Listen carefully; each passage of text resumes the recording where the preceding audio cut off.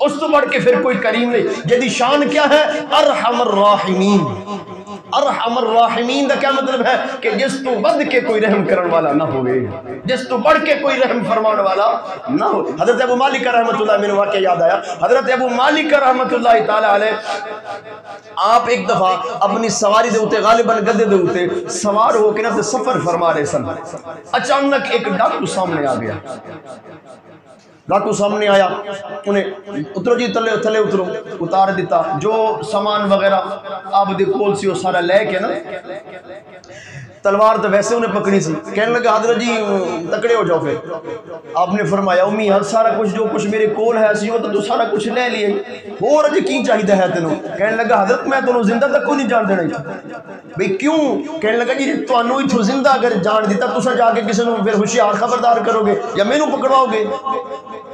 ٹھیک ہے جی، اس واسطے میں تانوں زندہ اتھوں جان نہیں دینا. آپ نے بڑا ادھر ترلا منت کیتا، لیکن اس نے کیا نہ حضرت تانوں چھڈنا نہیں، جان کو نہیں دینا، میں کسی نے اتھوں زندہ نہیں جان دیتا.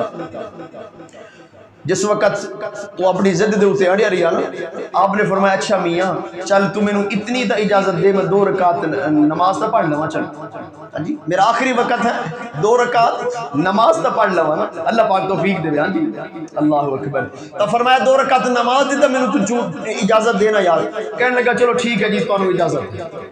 آپ نے 2 رکعت نوافل ادا فرمائے.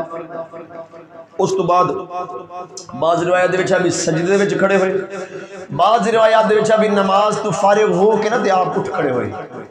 اچھا جو ہی اٹھ کھڑے ہوئے نا تے آپ نے 3 باری جملہ آسمان طرف چہرہ مبارک اٹھا کے نا 3 باری آپ نے جملہ مبارک پڑھیا، یا ارحم الراحمین یا ارحم الراحمین یا ارحم الراحمین. اللہ اکبر. جس وقت آپ نے 3 باری جملہ پڑھے نا، تیسری باری آپ نے جو یہ جملہ ادا کیتا نا، اچانک کیا دیکھ دینے کہ اس ڈاکو دی پیٹھ تو تھوڑا جا فاصلے تے اس ڈاکی دی پیٹھ تو ایک نقاب پوش گھڑ سوار اچانک کتھوں نمودار ہوئے. ہاتھ دے اندر دے نیزہ ہے، بس وہ جو ہی نمودار ہوئے نا انہیں پچھو ہی نیزہ جڑا ہے جو سٹیا اس ڈاکو دے وال سینے تو آر پار ہو گیا، تڑپ کے ڈاکو مر گیا. وہ نقاب پوشی تھی قریب آیا، اپنا نیزہ اٹھایا، جان لگا. حضرت ابو مالک رحمۃ اللہ تعالی علیہ نے فرمایا او میرے محسن تینوں رب دا واسطہ ہے، رک تو صحیح تیرا دست کی جا تو صحیح، آخر تو ہے کون؟ دست صحیح تو کون ہے؟ اس جنگل بیابان ویرانے دے اندر تو اچانک میرے تو اتنا آگے احسان کتنا ہی میری جان بچائی، میرا محسن ہے، دست صحیح نظر آخر تو کتھوں آ گیا ہے، کون ہے تو؟ اس نقاب پوش گھڑ سوار نے آکھیا میں چوتھے آسمان دا ایک فرشتہ. کون؟ رب دی رحمت ہے. دیکھو نا یار، کہنے لگا میں چوتھے آسمان دا ایک فرشتہ ہاں.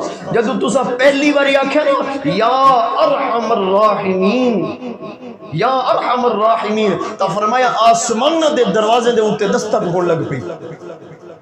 آسمانہ دے دروازے بجن لگ پہ، دستک ہون لگ پہ جی میں کوئی سوالی کوئی فریادی ہے کوئی.